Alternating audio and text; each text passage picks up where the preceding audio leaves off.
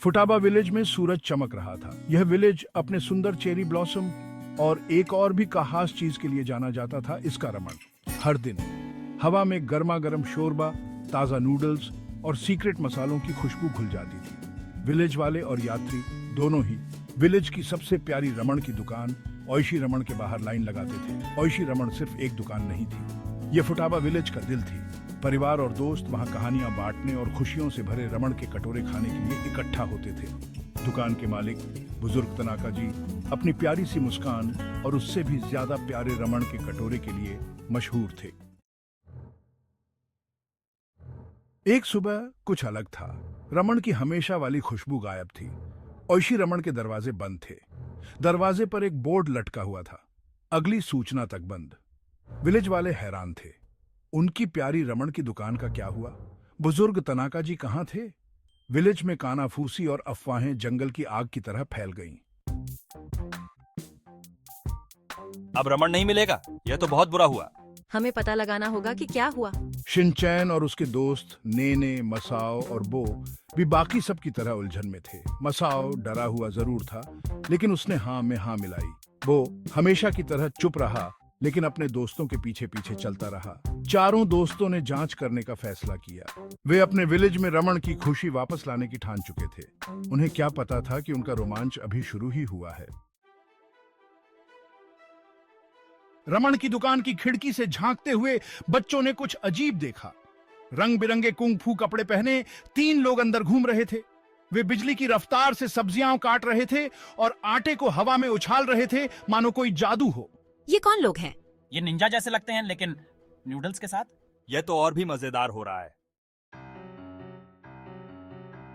बच्चे अचंभे से देख रहे थे, जैसे ही रहस्यमय लोग काम कर रहे थे। उनकी हरकतें तेज और सटीक थी, लेकिन कुछ तो गड़बड़ थी। पारंपरिक सामग्री के बजाय वे अजीब जड़ी बूटियों और मसालों का उपयोग कर रहे थे। और वह समृद्ध स्वादिष्ट शोरबा कहाँ था जिसके लिए बूढ़े तनाका प्रसिद्ध थे? उनका रमण कुछ अलग दिखता है। मसा को फुसफुसाई, उसकी नाक भ्रम में सिकुड़ गई। चलो शेफ से मिलते हैं। उसने रैमन की दुकान का दरवाजा खोलते हुए घोषणा की। अचानक घुसपैठ से चौंके हुए कुंग फू बॉयज बच्चों का सामना करने के लिए मुड़े। इससे पहले कि वे कुछ कह पाते, शिनचैन ने एक जोशपूर्ण भाषण शुरू कर दिया। रमण सिर्फ खाना नहीं है, यह हमारे गांव का दिल और आत्मा है। यह लोगों को एक साथ लाता है।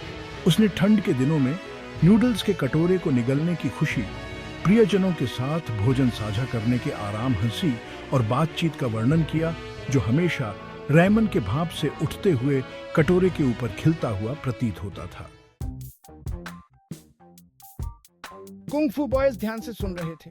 हम कुंग फू बॉयज हैं और हम सिर्फ कुंग फू की भाषा समझते हैं। अगर तुम हमारे रमण का स्वाद लेना चाहते हो तो तुम्हें हमें हराना होगा। इसके बाद जो हुआ वह एक प्रफुल्लित करने वाला लेकिन रोमांचकारी कुंग फू प्रदर्शन था। नूडल्स हवा में गोलियों की तरह उड़ रहे थे, चॉपस्टिक्स हथियार बन गए थे और कटोरे झांझ की तरह बज रहे थे। अपने सर्वोत्तम प्रयासों के बावजूद शिनचैन और उसके दोस्त कुशल कुंग फू बॉयज के लिए कोई मुकाबला नहीं थे। हम भले ही कुंग फू मास्टर न हो, लेकिन हम रमण के प्यार को साझा करते हैं। कृपया आपको हमारी मदद करनी होगी। हमारे गांव को अपने रमण की जरूरत है। शिनचैन की ईमानदारी और अपने गांव के लिए बच्चों के स्पष्ट प्रेम से प्रभावित होकर कुंग फू बॉयज नरम पड़ गए। वे पारंपरिक व्यंजनों के साथ अपने अद्वितीय कौशल को मिलाकर रैमन की दुकान को फिर से खोलने में मदद करने के लिए सहमत हुए। यह खबर जंगल की आग की तरह पूरे गांव में फैल गई। ओइशी रमण वापस आ गया था, लेकिन इस बार एक ट्विस्ट था। मेनू में रोमांचक स्वादों और सामग्रियों के साथ पारंपरिक और नए का मेल था। कुंग फू बॉयज ने परंपरा और समुदाय के महत्व को जाना था। शिनचैन और उसके दोस्तों ने पाया कि रैमन के साझा प्रेम पर सबसे अप्रत्याशित लोग भी दोस्त बन सकते हैं।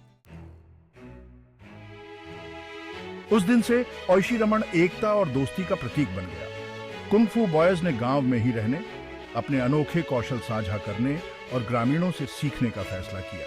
खैर, वह अपनी शरारती हरकतें करता रहा, लेकिन रैमन की शक्ति और दोस्ती के महत्व के लिए एक नई सराहना के साथ आखिरकार, जैसा कि कोई भी रैमन प्रेमी जानता है, सबसे अच्छे कटोरे वे होते हैं जिन्हें दोस्तों के साथ साझा किया जाता है।